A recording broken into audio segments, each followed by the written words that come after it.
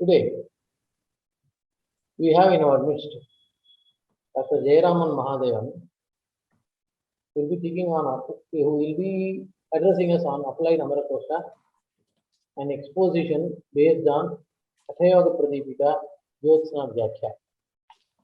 This Vyakhya, this Jyotsna Vyakhya is well known, and this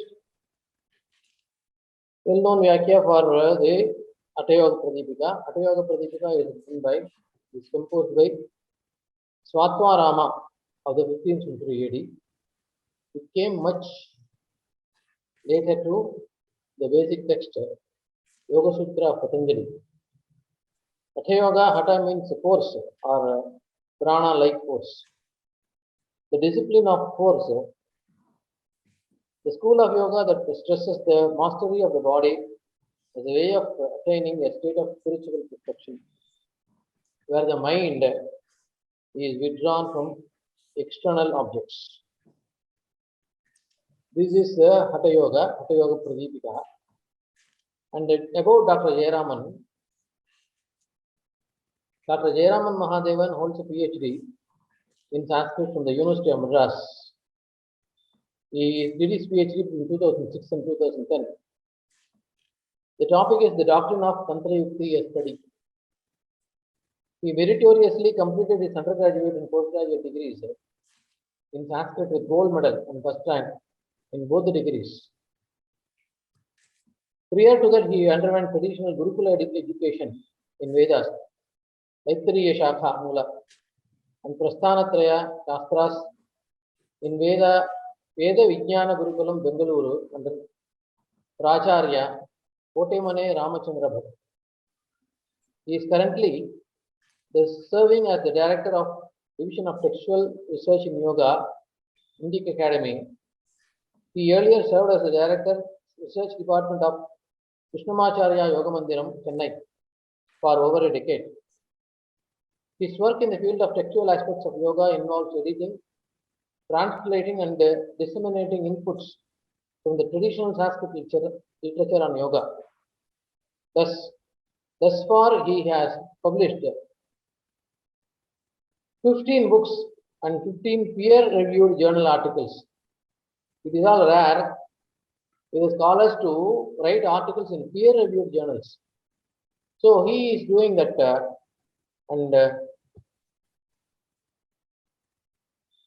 and also he has written in Sanskrit literature in Indian and international research journals.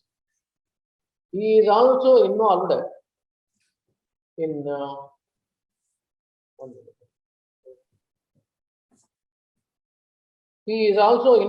developing immersive learning methods of yoga texts. Yogasya Bhasha, a 4-part self-learning material on Sanskrit and yoga. Yoga Vaisharadi, a searchable web repository on classical texts of yoga, are a few of his noteworthy contributions in recent times. His workshop on Tantra Yukti, ancient Indian thesis, text construction methodology are well received. He also composes Sanskrit poetry on contemporary themes. That is a news to us, and we rarely have such poets, Ashukavis, in our midst. His expertise in the field of yoga, academics, and research has been recognized and utilized by various academic and research organizations. By nominating him to various academic boards and councils, including the Traditional Knowledge Digital Library, CSIR, Government of India, is a task force member. Kalakshetra Foundation Governing Board member. Kalakshetra is the dance school that is in Adyar. Ministry of Culture, Government of India, Chennai. He recently received Samskrita Grantha Puraskara from Karnataka Sanskrit University for a Sanskrit book, Mantrartha Chintanam. So his contribution goes on. He has given only a few to us, and I invite Dr. Jayaraman Mahadevan to take the mic and address the gathering. Right now we have on the Zoom Dr. Jayaraman.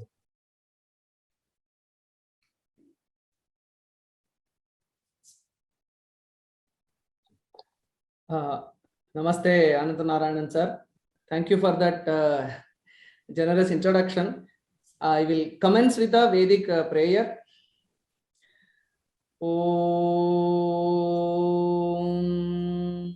Sahana Vavatu Sahanau Bhunaktu Saha Virjankaravavahai Tejasvinavadhitamastu Ma Vidvishavahai. Om Shanti Shanti Shanti. Harihi Om.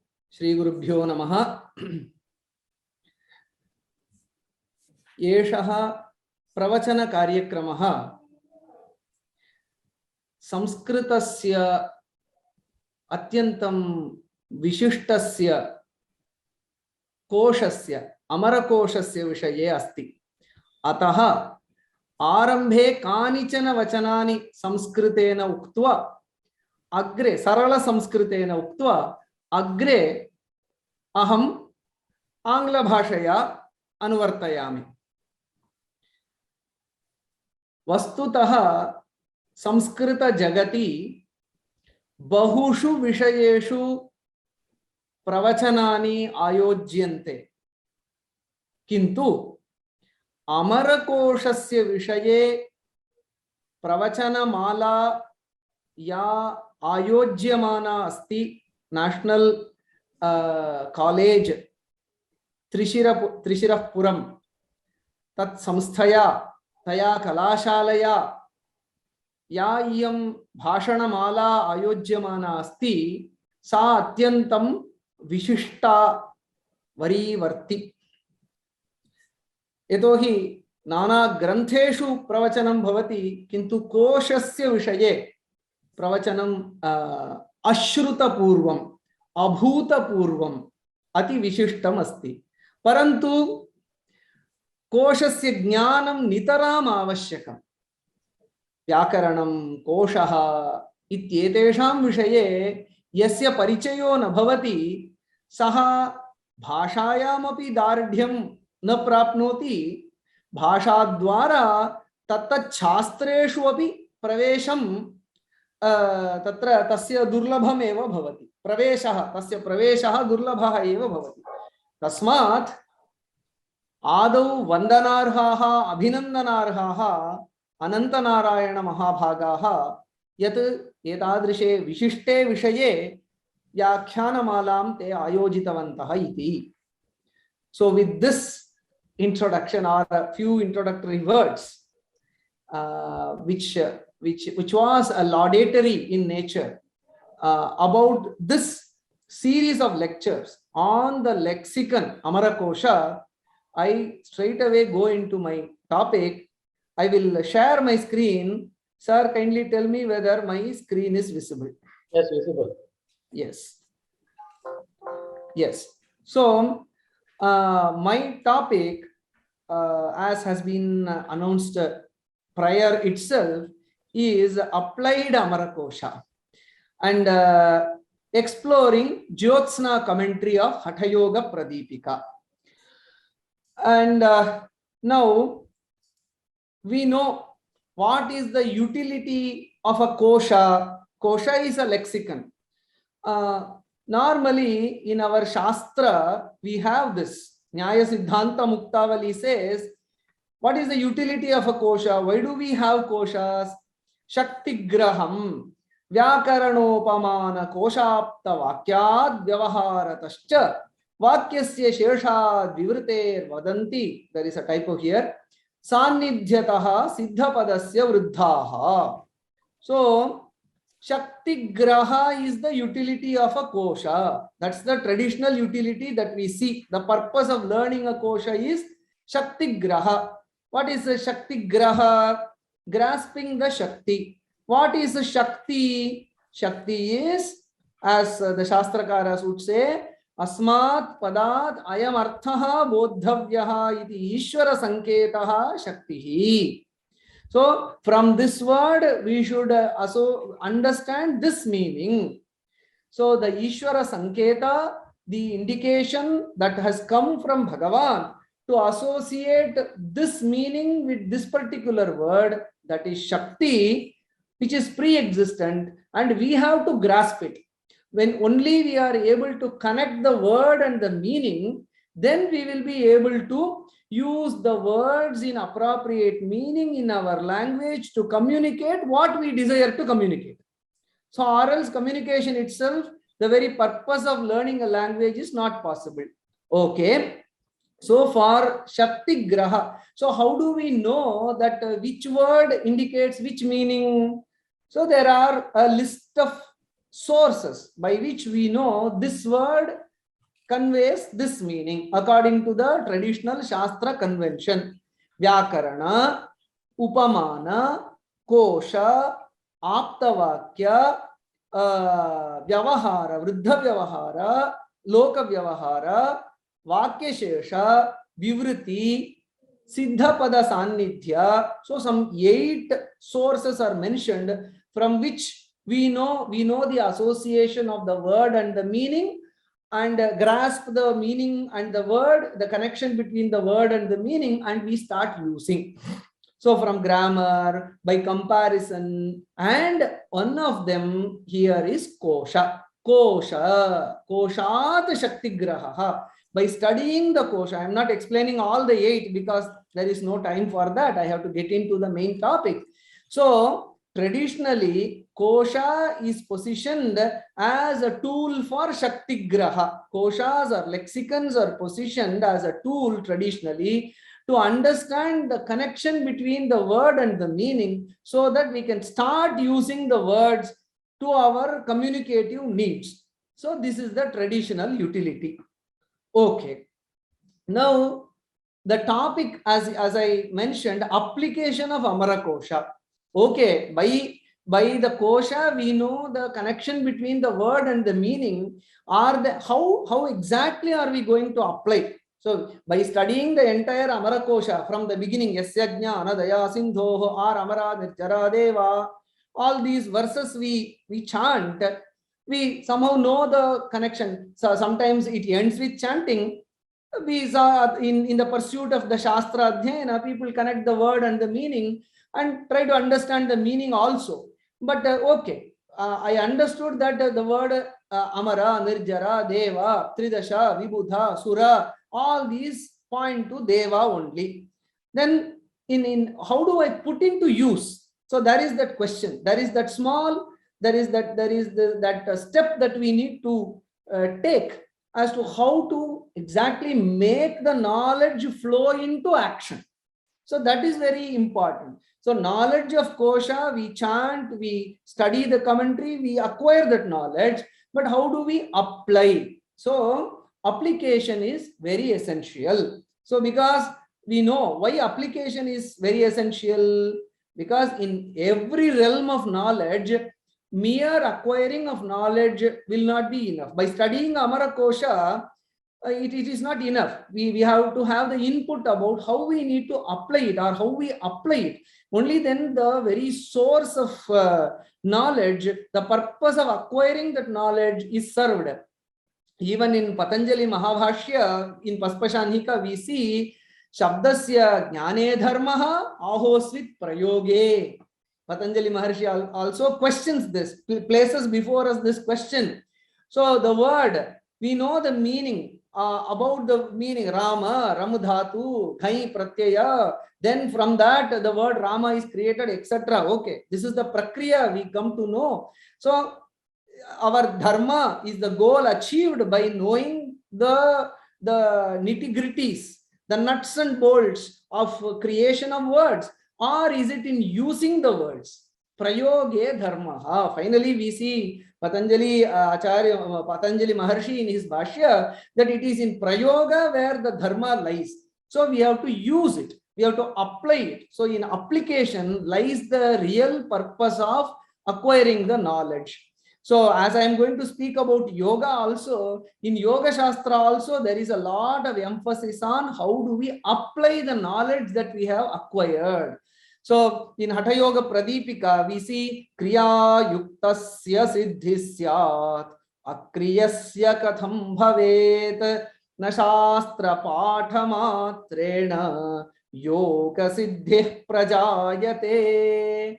So Kriya Yuktasya Siddhi, the one who delves into action. So he attains Siddhi, the success.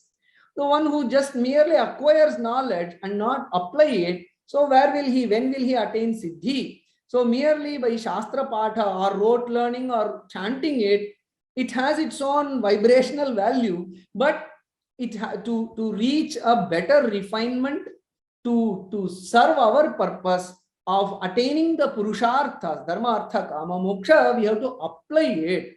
So here also, Yoga Shastra also says that even in a popular Subhashita, we see the emphasis on application.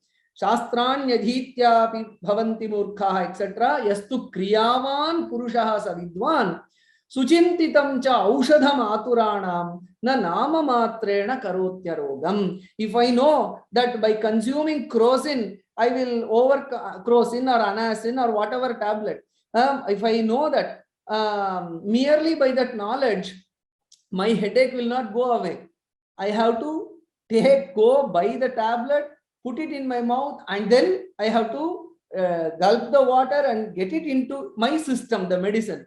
So, na nama matrena, by merely aushadham, the medicine, by merely chanting the name of the medicine, aturanam, aturam na arogam karoti. A person who is with disease, by merely chanting the name of the medicine, he will not become free from disease. So the medicine has to be applied. Similarly, be it medicine, be it yoga, be it grammar, application is important. All these statements drive home that point only. So applied Amarakosha. So we need to know the what of Amarakosha. I was asked to write an introduction about this talk. So there are two aspects I mentioned. There is the what of Amarakosha and there is the how of Amarakosha.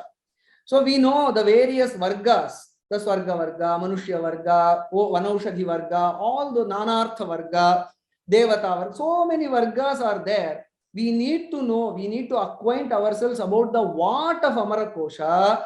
At the same time, it is much more important to know the how of Amarakosha. How do I put it into use? So that is very essential. And in this talk, I am just trying to indicate the how of Amarakosha with certain illustrations and examples from the Yoga Shastra. How Yoga Shastra has utilized Amarakosha. How Yoga Shastra has applied Amarakosha. This can serve as a sample. In this audience, there may be people interested in various Shastras connected to Samskrita studies. Yoga Shastra's example can be taken as an example in that direction. So, now, next question is, how do we know the application of Amarakosha? How do I know that? How do I know the application in it? We have to find where it has been applied. Now, where is it applied? Especially in Vyakhyanas, because Vyakhyana is Padachedaha, Padarthoktihi, Vigraho, Vakya Yojana, Akshepasya Samadhanam, Vyakhyanam, Panchalakshanam. So, initially we spoke about Shakti Graha. So, Vyakhyanas are the ones that explain the Pada Padartha, basically. Apart from doing various other, contributing to various other dimensions in understanding a particular text, basically Vyakhyana starts with the Padachedaha, Padarthoktihi. So wherever there is a work going on Padacheda, Padarthokti, etc., there we have to see the usage of Amarakosha. So especially in Vyakhyana. In Vyakhyanas, if we consult the Vyakhyanas, then we will have a lot of examples as to how Amarakoshas are used. So that is where we have to seek or search for the application of Amarakosha, especially to know how Amarakosha has been put into use. So even in Bhashyas also, Sutrastham Padamadaya, Padai Sutranukaribihi, Swapadani cha vyachashte, bhashyam bhashyavido viduhu, be it bhashya, be it vyakhyana, there is pada padartha vivechana. Wherever there is a discussion on the connection between word and the meanings, certainly there will be Amarakosha, because it is one of the contributing factors to learn about the word and the meanings associated with it. So that is where we have to search. And then I have chosen a commentary on a yoga text because that is my field. Since my PhD in the last decade, I have been working in the field of yoga only, textual aspects of yoga. So that is what I know, that is what I am acquainted with. So I have chosen a commentary from the yoga literature, that is Hatha Yoga Pradipika. There is a very famous central text on Hatha Yoga. It's a 15th century text, has been mentioned by sir in the introduction. So in that text, for that text, there is a commentary called Hatha Yoga Pradipika Jyotsna by Yogi Brahmananda. As you are aware, Hatha Yoga involves asana. It describes about asana, pranayama, mudra, nadanusandhana, and such other yoga practices. So this is what it generally contains. And on this Hatha Yoga Pradipika, we have a Jyotsna commentary. It's a beautiful commentary, one of the model commentaries. How exactly a commentary should be. Essential aspects, the intricate aspects are all thrown light. On all those aspects, this Hatha Yoga Pradipika Jyotsna commentary by Brahmananda, a 19th century commentary, throws light. So it's very elaborate and systematic, and so I chose that commentary for the study. And so this is how we go about in our task of finding the application of Amarakosha in Hatha Yoga Pradipika Jyotsna commentary. This is very interesting. This is another significance also here is there, because in current day we see a spurt in the past 4 or 5 years. There is a spurt of interest in Indian knowledge systems. This is a new term. Even cells are being set up in Indian Institute of Technology, IITs, on IKS, Indian knowledge systems. So generally for indigenous knowledge systems, there is an increase in attention. So various IITs, the AICTE, they have all set up cells on Indian knowledge system. So yoga is one such applied Indian knowledge system which has benefited people across the globe, and to such a practical, experiential Indian knowledge system, Amarakosha is very critical. So when we take yoga as an example and see the application of Amarakosha there, the utility of Amarakosha there, the use of Amarakosha there, then we can see that how critical it will be, Amarakosha will be, its application will be in other systems of Indian knowledge system. Also, I know in this series previously Ayurveda was also dealt. So how in the realm of Ayurveda, Amarakosha plays an important role. So in this sense, that this study on yoga based on Amarakosha is significant from this dimension of this Indian knowledge system, where there is a growing interest everywhere in the country. Now, so this is the utility, or this is the approach, this is the scope, this is the subject that we are going to deal with. This is the background or the introduction. Now, when we study the Hatha Yoga Pradipika Jyotsna commentary, we find about 16 references to the koshas in the entire commentary. So it is a Hatha Yoga Pradipika text is about 430 verses in 4 chapters. And in that entire text, about 14 references there are to the Amarakosha. Yeah, just a minute. Mr. Can you- Rupam Daria, please mute your mic. Yeah, please mute your microphone. Chandramouli, please. Rupam Daria, please mute your mic. Sir, you can proceed, sir. Okay. So in this Hatha Yoga Pradipika Jyotsna, there are 14 references to Amarakosha and 2 references to Vishwakosha. So 2 koshas have been referred to by Hatha Yoga Pradipika Jyotsna, so which makes a total of 16 references to the koshas. So I have included the 2 references from the Vishwakosha also, which are for the references to which is found in the 3rd and 4th chapters. Now, And we'll just see a preliminary analysis of how the references to kosha are distributed and on what topics Amara Kosha has contributed to the yoga field.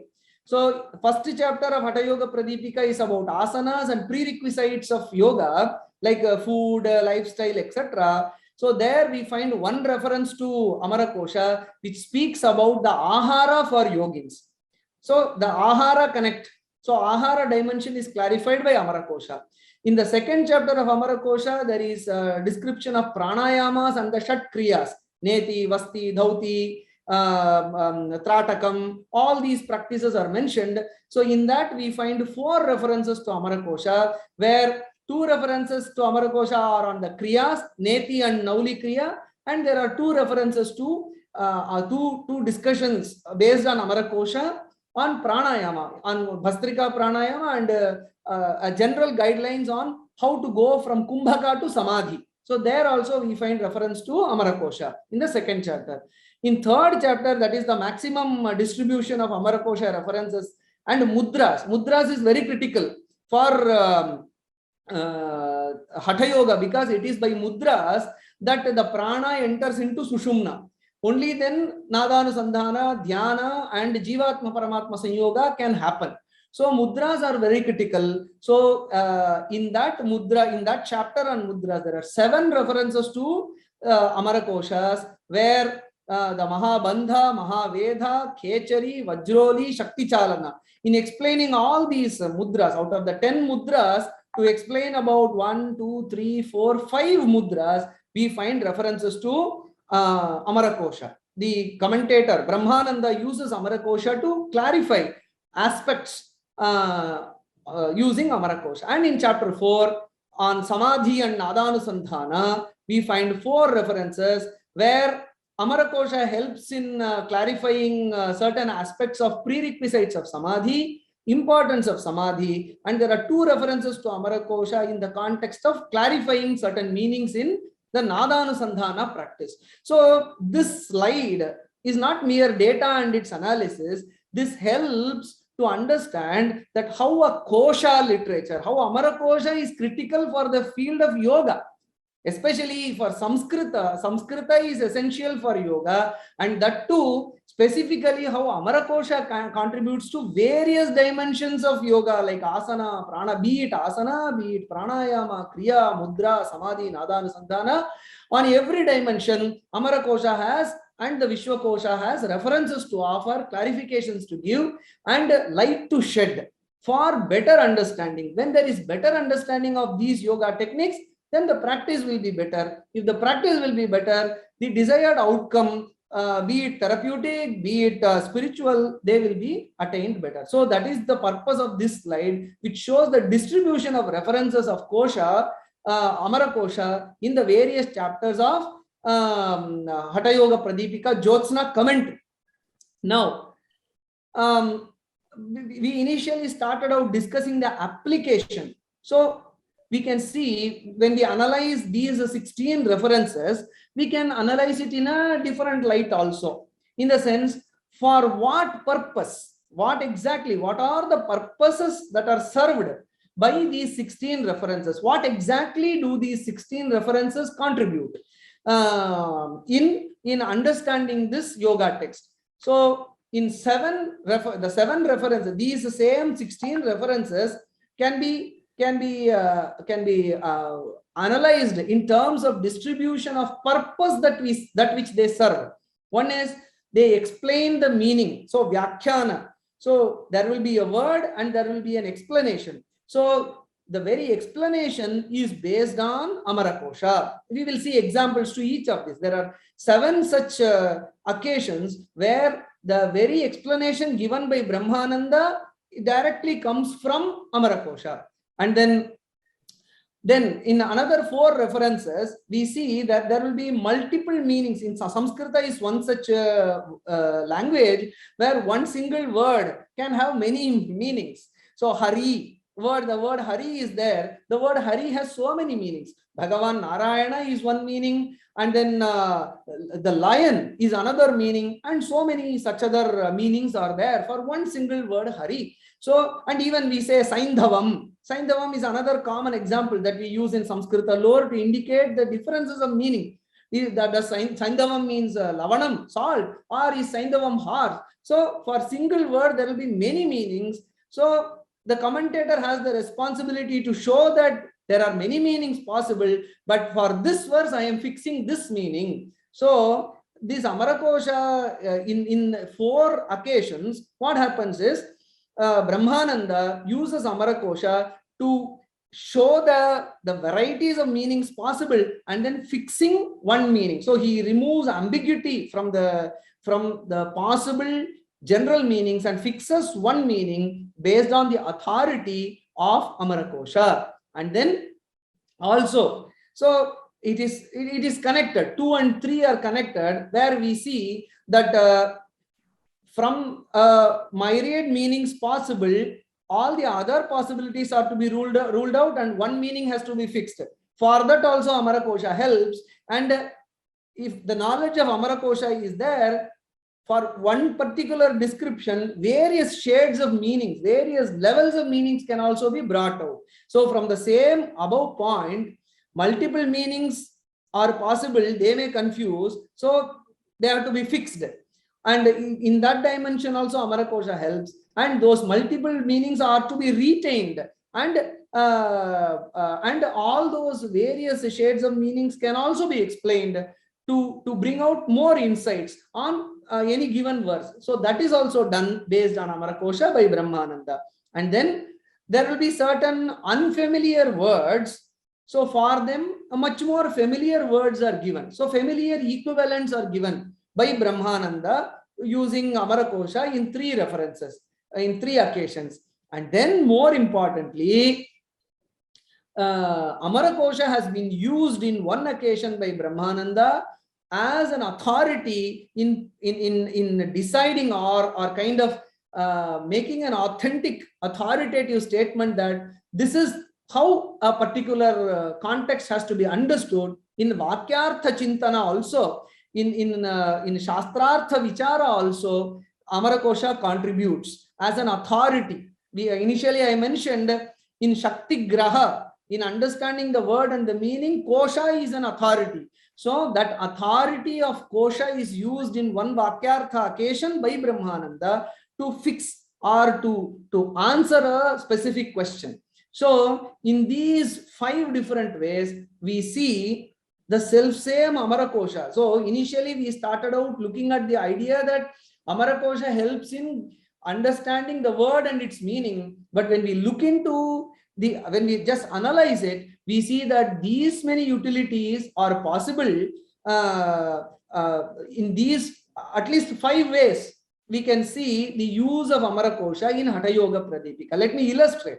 See, I have just given the pratignya matram krita asti na kevala hi pratignya pratignatam artham sadhaye. See, I just said that these are how it is utilized.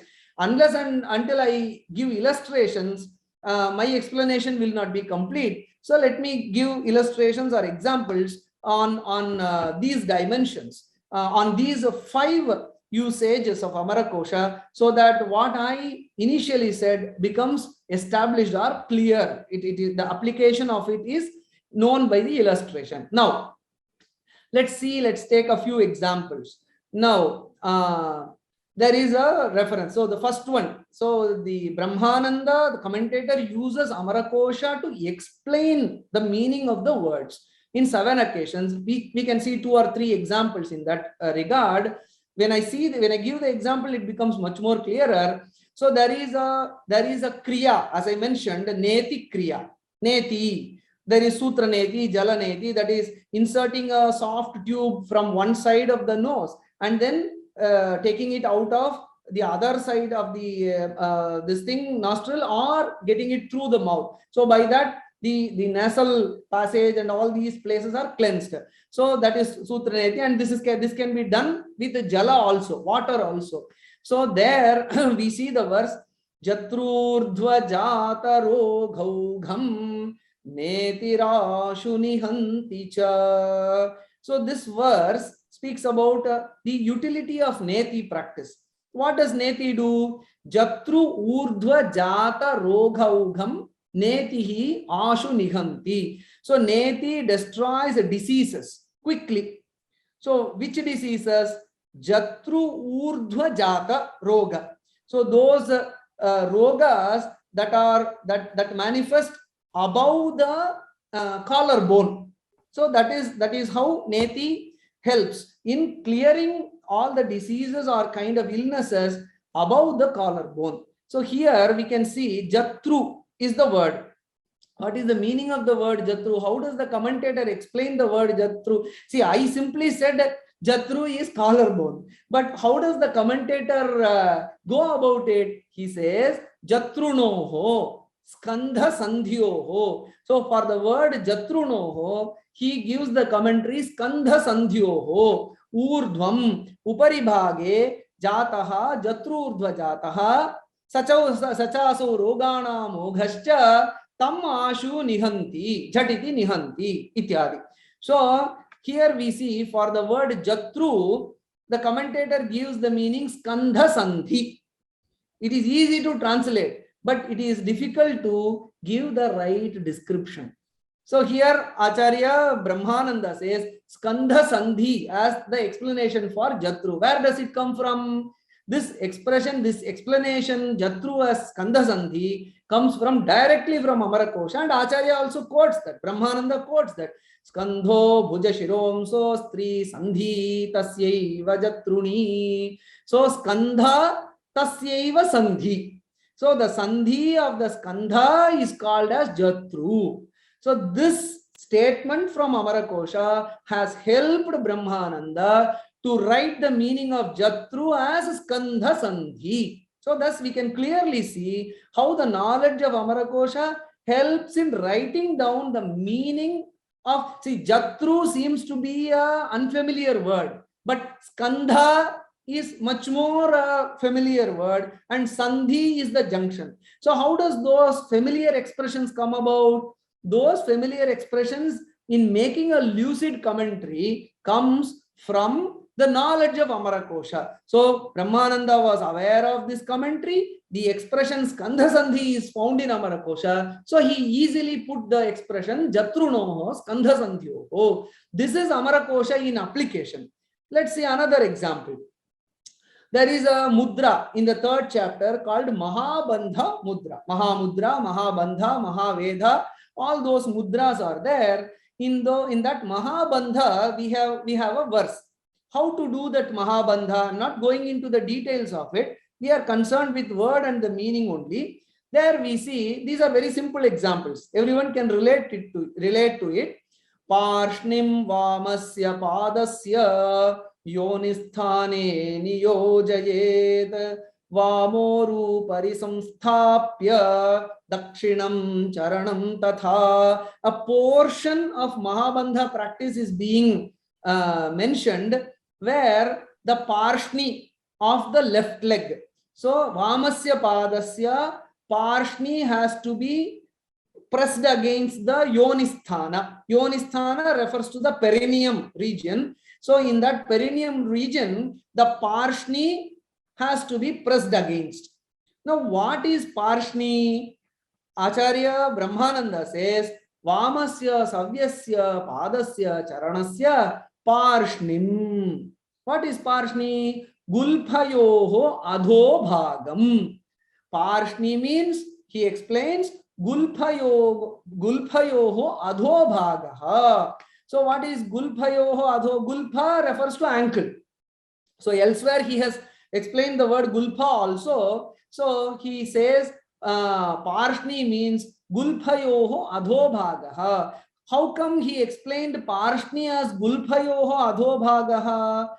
From Amarakosha. He quotes it. Brahmananda quotes Tadgranthi Gutike Gulphau Puman Parshnihi Tayoradha. See, you can see the Amarakosha, Amarasimha helps Brahmananda to write this commentary where he says Parshnihi Tayoho Adhaha. Gulphayoho, Gulpha is there, Gulphayoho Adhaha. So the lower portion of the ankle. So the heel lies below the ankle. So gulpa is ankle and the heel is that which lies is at a lower place when compared to the ankle. So this Amarakosha helps in making the word gulpa much more accessible and understandable, and even one can fix the place of exactly where this gulpa exists. So it exists below the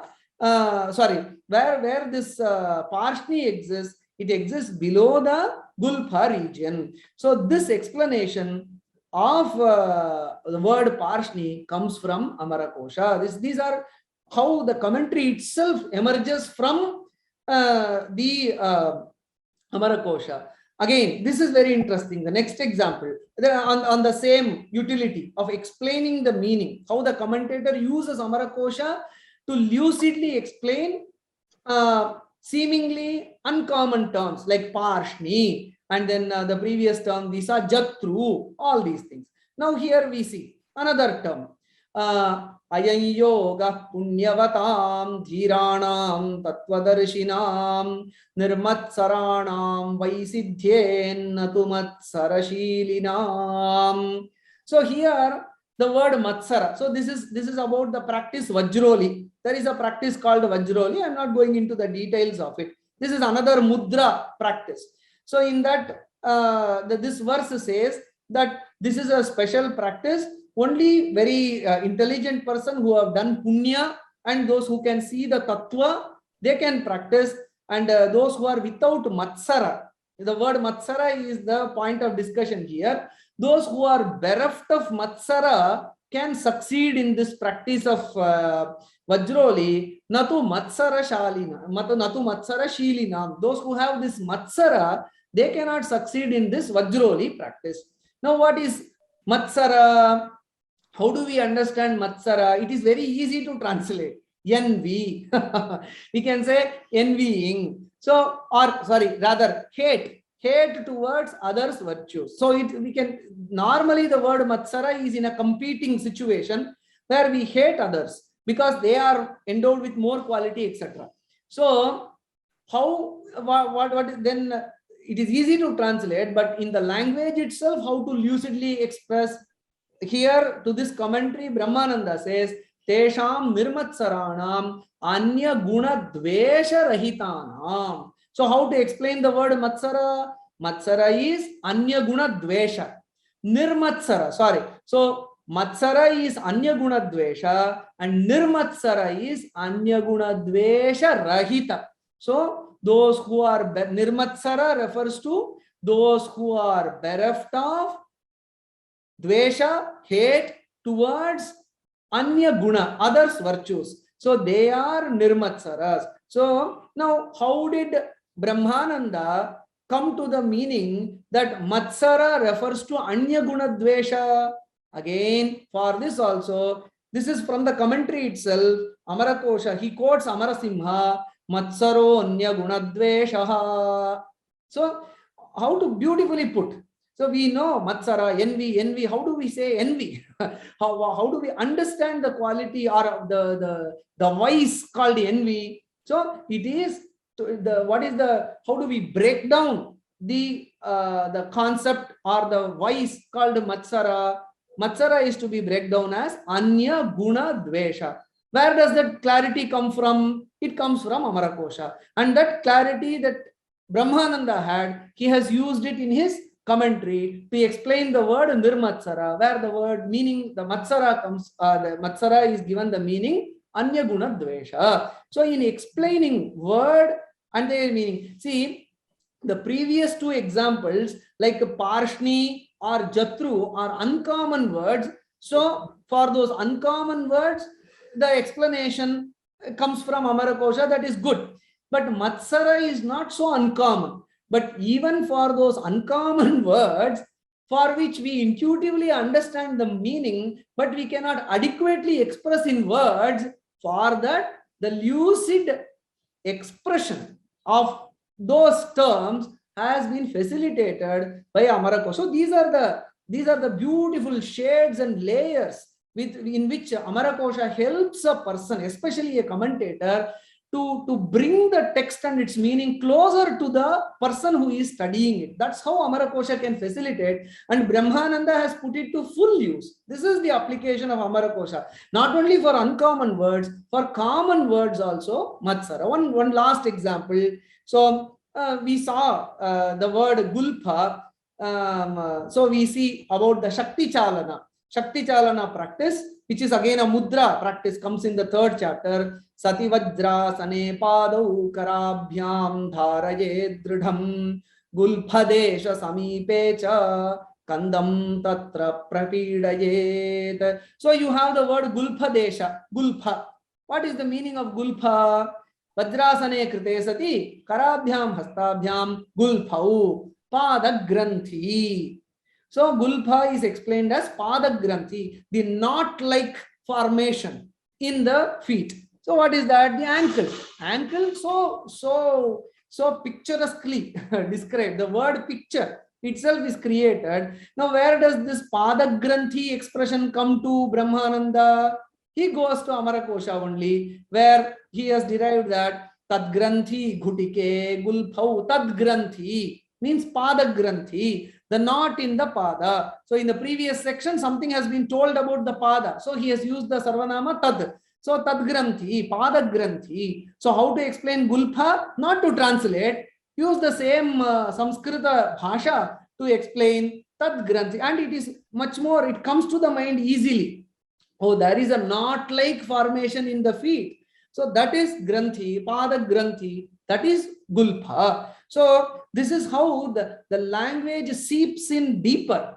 It is easy to go into another language. If the language has to seep in deeper within us, in Tamil we say the Uranam, Abdina, then we have to get into Amarakosha, and with the help of Amarakosha, when we try to understand the meaning, explore the meaning, it makes a lot of difference.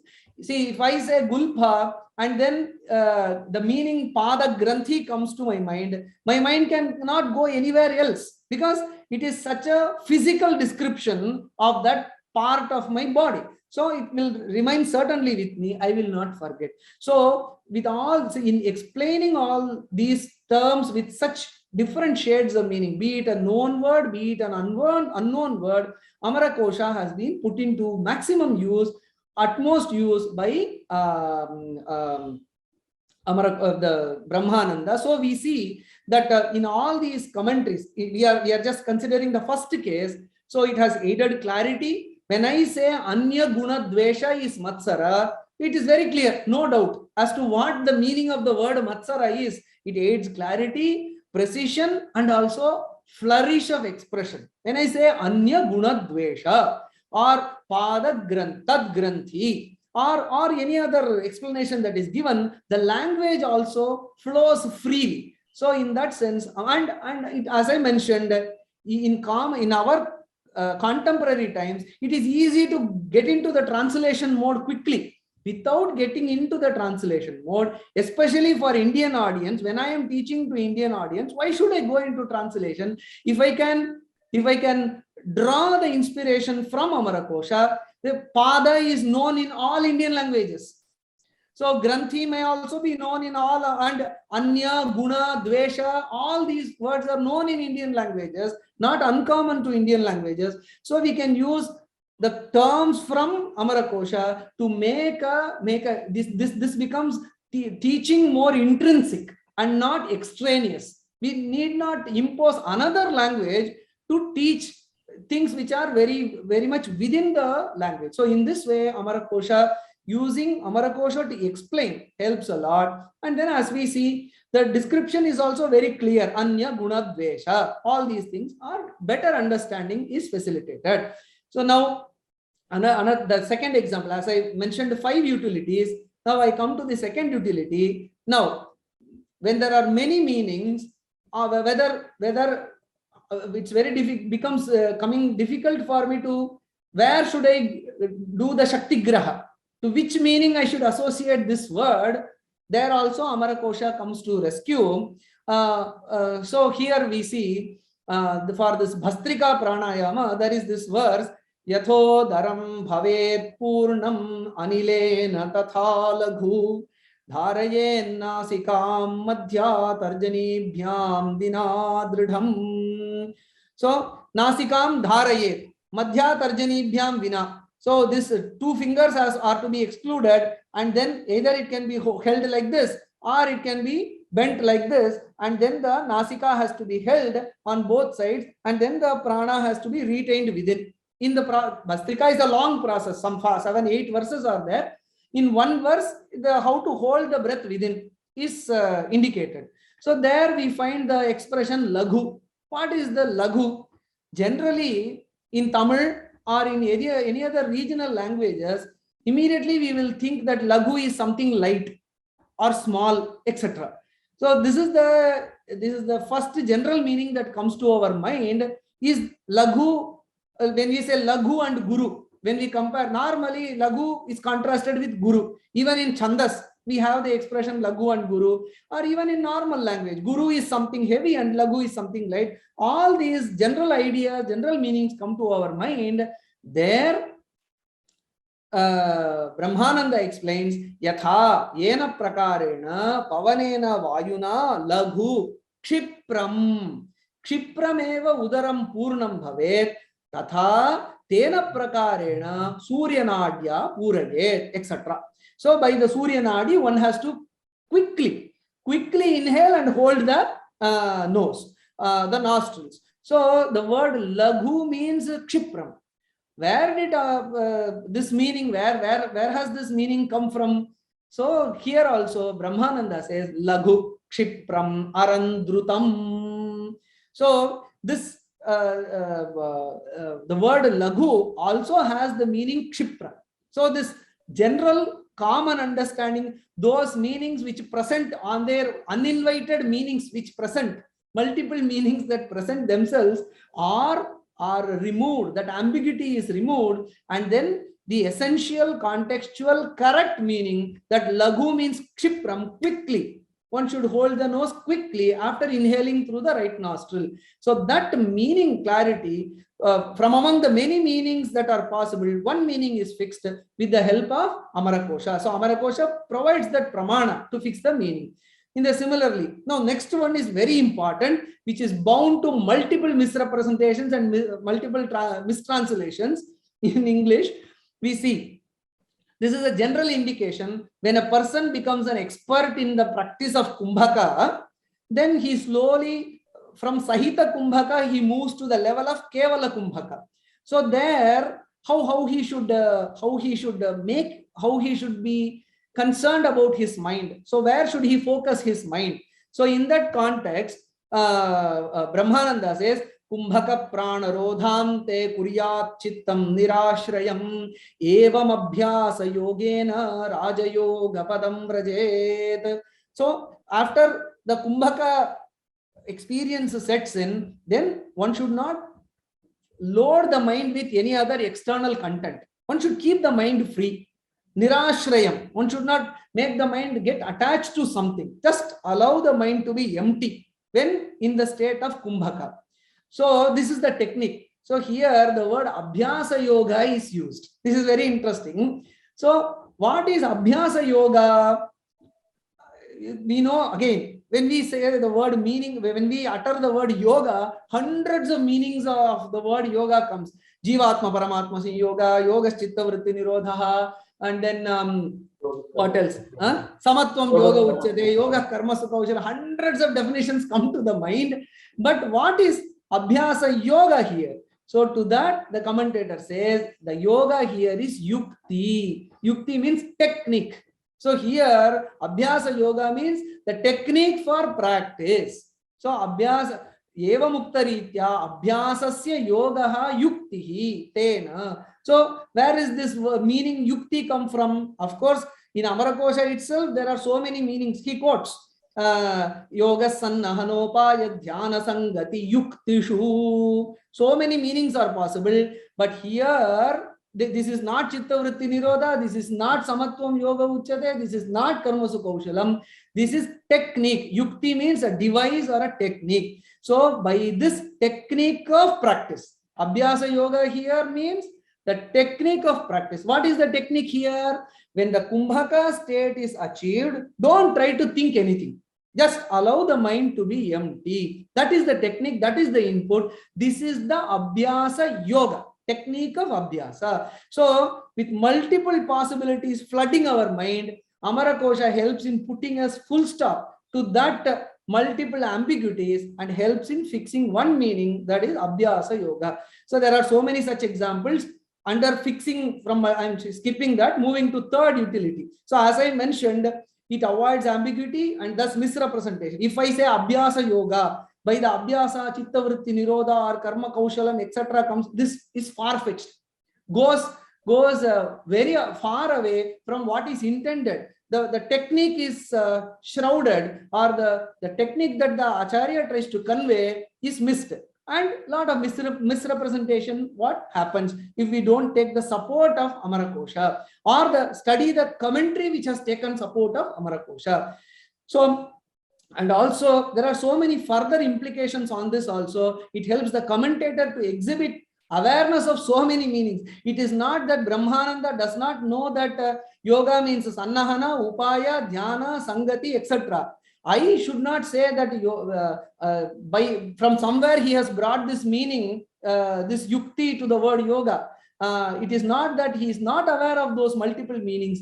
Being aware of multiple meanings, looking at the context, this is the appropriate meaning, I stick to it. So that is, so this helps the commentator express his knowledge appropriately. The use of Amarakosha helps to exhibit his awareness of multiple meanings and choose one contextually correct meaning. So in that sense also, that also is a marker of the quality of the commentary and the commentator.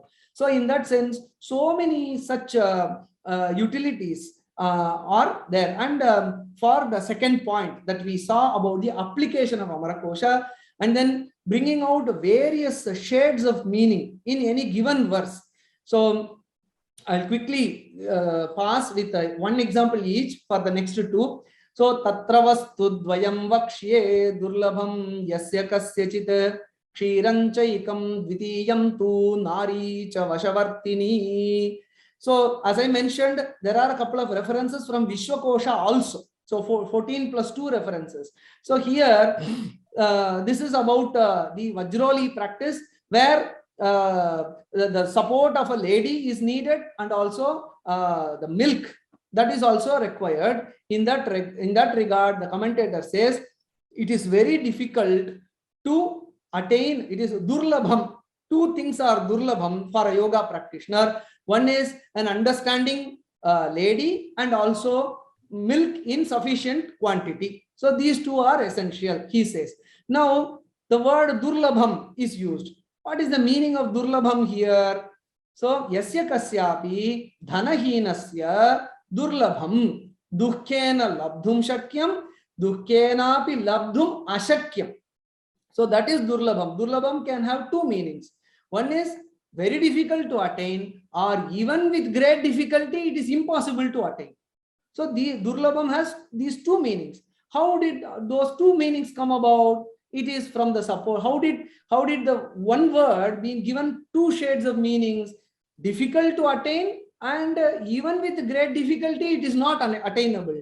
For that, dusyat kashta nishedhayoho iti koshaha. So there the Vishwakosha has been referred in this context, where duhu, the prefix duhu means both kashta, difficult, and nishedha means impossible. So in that sense, so kashta and impossible, both are possible. Hence, the durlabha can be taken as difficult to attain, even with difficulty, impossible to attain. So this is just an example as to how the shades of meanings can be brought out by the help of Amarakosha. If I'm not aware of Amarakosha, I will say not difficult to attain. I will leave at that. But it adds to the depth of the meaning. So using the depth and width of the language, this is just one example. There is there are kavyas which have been done using parallelly, using multiple meanings given to the words. स्वकृत्यैः शाखानाम् अवनतिमतीव प्रकटयन् अमार्गेण भ्राम्यन् परिकलितभङ्गः सुमनसां द्विजानां सन्त्रासं श्रुतिमधुरवाचां विरचयन् अयं लङ्कोद्याने दशवदनलीलामतनुता. This is from Champu Ramayana, where Hanuman's activity in Ashokavana is described. The same verse with the alternative meanings to the words describes the activity of Ravana also. Hanuman acted as if he was a Ravana. Means Ravana was not beneficial to the entire world. In the same way, Hanuman was not beneficially acting in Ashokavana. Means he destroyed Ashokavana. So with one verse, two shades of meanings have been brought about by great Kavyakaras. So this is just one example where two meanings or more meanings can be, means there are more examples can be brought about. This is one just example from this text where a couple of meanings can be brought out from one word based on the kosha knowledge. Only when the knowledge of kosha is there, multiple meanings can be given. And the next point is very critical. The fourth utility of the kosha being utilized in a commentary. See, as I mentioned, ahara for a yogin. Sir, I just would like to take another 5 to 10 minutes to wrap up my discussion, sir. Sorry, I'm just exceeding the time. Carry on, please. Yeah, I'll just wrap up, bring it to a logical conclusion. And the fourth point. So now there will be certain region-specific expressions. For that, and well-known expression has to be supplied, and that comes from Amarakosha. For example, what is the apatya for yogi? What are the ahara should not be consumed by a yogi? In that sense, we see there is a verse in the very first chapter, 59th verse. Ajad imam sadadhitakra kulatha kola pinya kahingula shunadhyam apathyamahuhu lashunadhyam apathyamahuhu. So all these are apatya for yogis. Ajadi mamsa, dadhi, takra, kulatha, kola, pinyaka, hingu, lashuna. All these are apatya, not to be consumed by a yogi. Now here, many other words are easily understandable, where they like pinyaka, hingu, lashuna are known. What is kola? The word kola is not much familiar. Immediately it doesn't, meaning doesn't spark in the mind. Initially, when we saw the word laghu, so many meanings flashed in the mind, because we are into Sanskrita, so we have heard so many meanings. So it might be light, it might be so many other meanings came to our mind. But what is kola? We know Coca-Cola, but what is this kola? So for this, kolam, the commentator says, kolam, kolyaha phalam badaram. So the Brahmananda, the commentator, says kola is nothing from to be imported from somewhere else. It is badaram only. So badara is a much more known word. We know many people, even in South India, are known as Badri, etc. So Badrika, Badri, Badara refers to the Yalanda Paya. So the jujube fruit, that is much known in other parts of the country also, especially in the south. Karkandhur, Badari, Kolihi, Ityamaraha. So this Kola Phala has the equivalents, are much more known equivalent. Badara is known, much more common. Kola seems to be not familiar with others, probably people in other regions, whereas Badara seems to be known, prevalently known in other places. Similarly, there is another example. Amanda vartavegena tundam savya pasavyataha natamso brahmaye desha naulis siddhai prashasyate. So there is a nauli practice. In this, tunda has to be rotated. It has to be from the left to right. A circular motion of the tunda has to be brought. What is the tunda?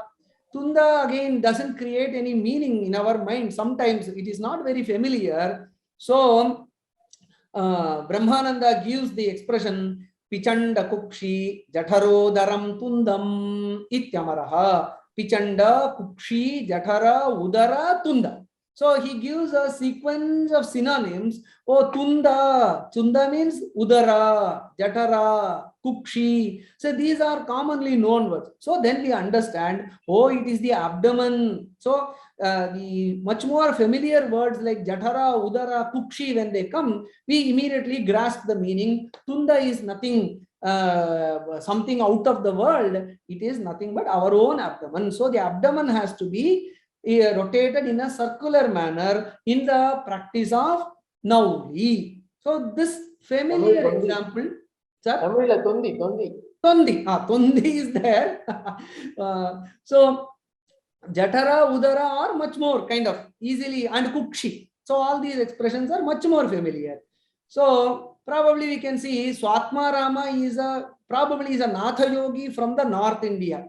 I'm just assuming this. Whereas Brahmananda, there are indications in the commentary that Brahmananda belongs to below the Vindhyas, from Maharashtra or Andhra region. He even quotes Jnaneshwari in the commentary. So there is a north-south thing working here. So if Swatma Rama's expression of Sanskrita may belong to the North Indian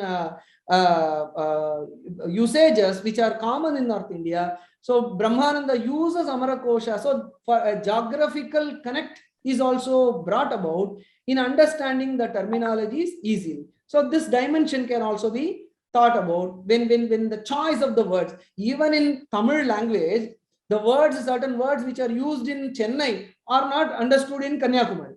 So there is a shift in language. So this geographical disconnect in understanding the word meanings can also be mended if I am aware of Amarakosha. And Brahmananda puts that to full use. He is reminded of that Koli as Badaram. And then we come to the word Ilandai and these meanings. And finally, the last utility we see that even in Vakyartha Vichara, in establishing a point in a philosophical analytical discussion, Kosha plays a role and Brahmananda has put it to use. So this is a critical point here. So not merely in terms of word and the meaning. So Kosha also has a role to play in Vakyartha. Towards the end of the text, we see Jnanam kuto manasi sambhavati hatavat anu jivati mano mriyate na yavat.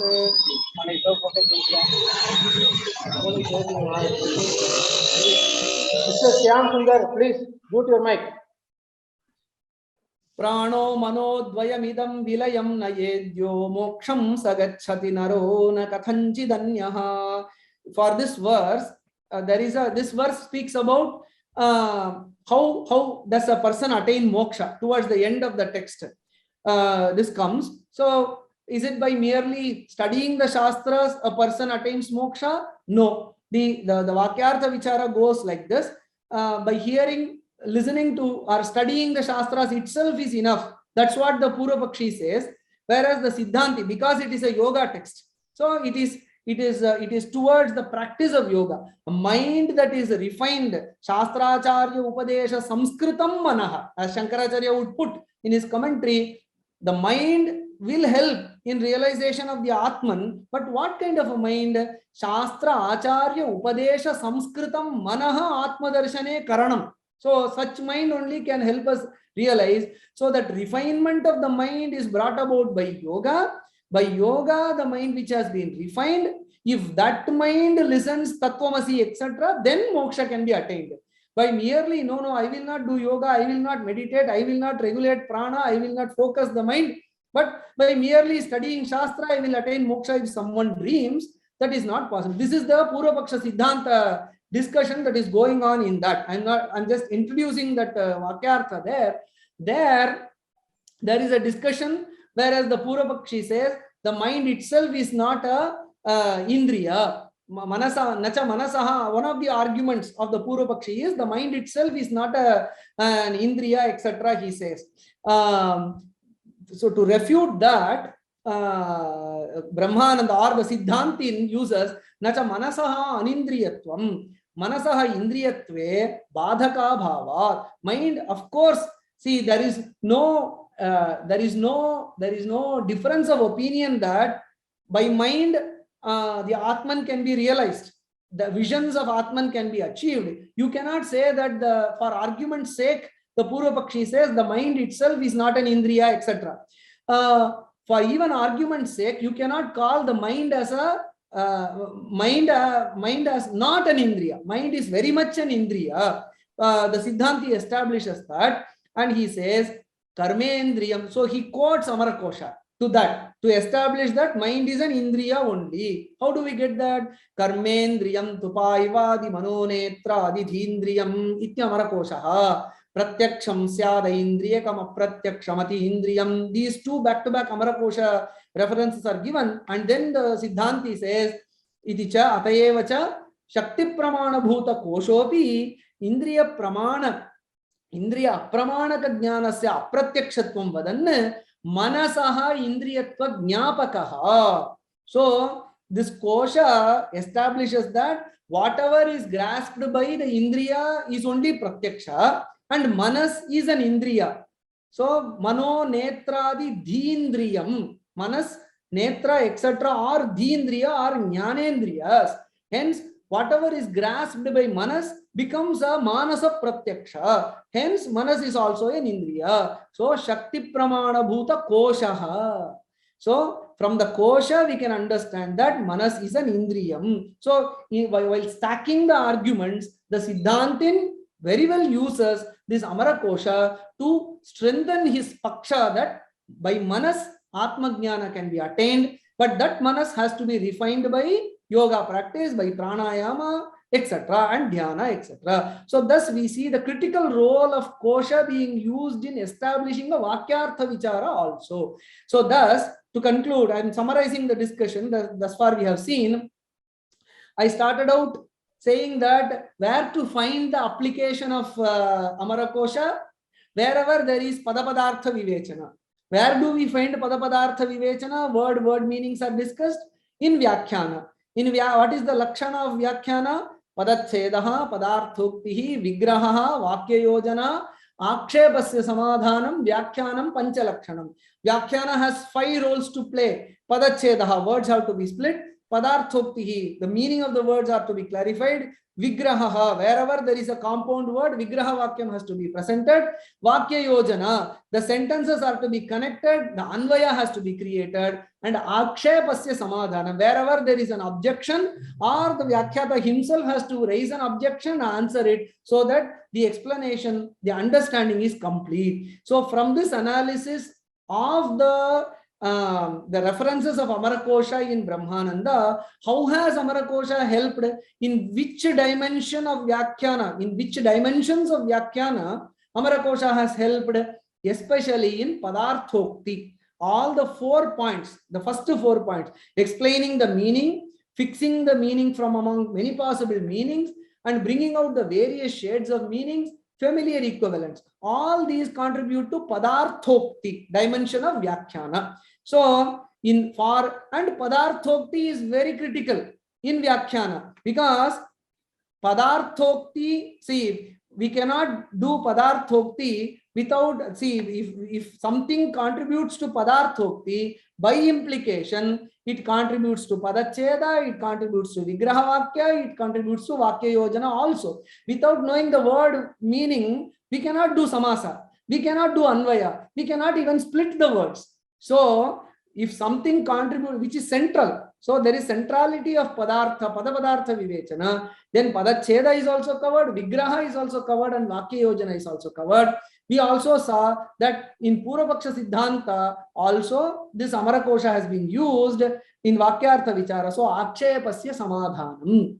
See, by implication, we saw that if something contributes to Padarthokti dimension of Vyakhyana, all others are taken care of. But one can study other texts also. See, I just presented one case study about one text. I'm just concluding my presentation here.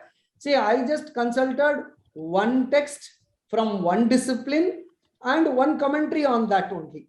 So, which itself brought out rich utility, rich application dimension of Amarakosha. Now, what will happen if we go and study the Vyakhyanas? to various Shastras. Of course, post 7th century, because Amarasimha comes somewhere around 7th century. So if we have to look into texts and commentaries where Amarakosha will be utilized after 7th century, we have to see. For example, Mallinatha's commentary to most Kalidasa Kavyas. So profusely Amarakosha is quoted by Mallinatha and others. So we have to consult so many, we have to study the commentaries from this dimension. All those who have assembled here interested in Amarakosha, if you want to see the application of Amarakosha much more, I have brought out few dimensions of application of Amarakosha. You can unearth more and more dimensions of application of Amarakosha by study. It is as if going in the reverse direction. That is from bottom to top. So not top-down model, from bottom to top, from the arena of application, we can go and try to read as to how the Vyakhyata or the commentator has beautifully applied Amarakosha for his ends. Now, to complete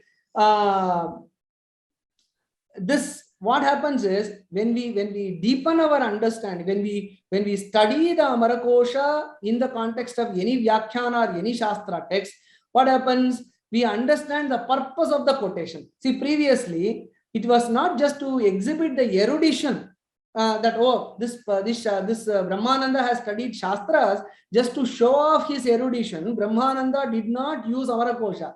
He has used it for specific purpose, which we discussed previously.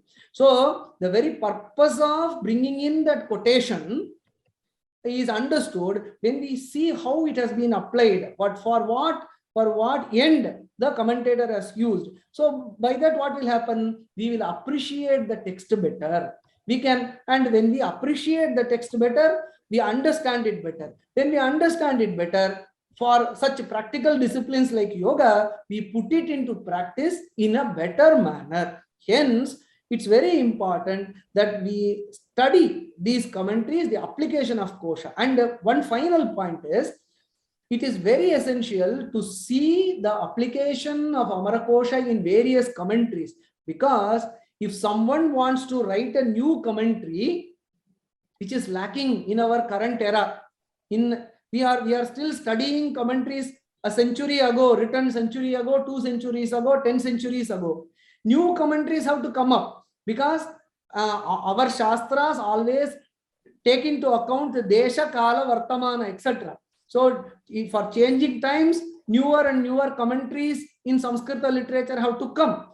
If new commentorial literature for the same Bhagavad Gita for our current periods, we have to write a commentary. We need to write a commentary for our changing times. And in Sanskrita, using the depth and width of Sanskrita, if we have to write, arming ourselves with Amarakosha will help a lot to strengthen this. Even I have studied this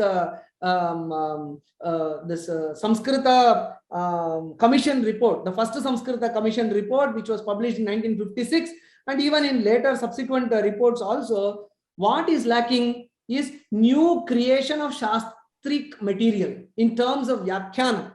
Of course, Kavyas are being written, but Shastra as such needs to progress with much more energy and enthusiasm and depth. For that, if I have to write a Vyakhyana on Bhagavad Gita, if I have to write a Vyakhyana on any other text, on Yoga Vasishtha, on any other thing, it is very essential that I understand why the commentators, for what purpose the commentator has applied Amarakosha. Hence, that helps in creation of new, deeper, useful, Kalanuguna literature in Sanskrita itself. Hence, in that sense, the need to think of the application of Amarakosha in various disciplines is very essential. And with this, I conclude my words. I thank the organizer, Dr. Anantanarayanan sir, for this opportunity.